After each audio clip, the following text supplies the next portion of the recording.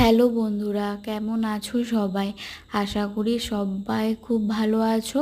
আমাদের আরও একটি নতুন মিনি ব্লগে তোমাদের সকলকে স্বাগত।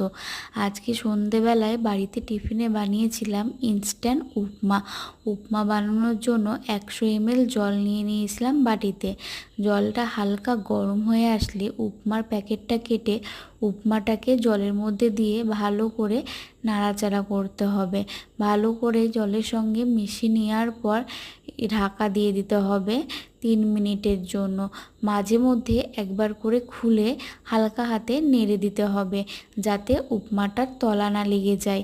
তারপর যখন জলটা শুকিয়ে আসবে তখন রেডি হয়ে যাবে ইনস্ট্যান্ট উপমা।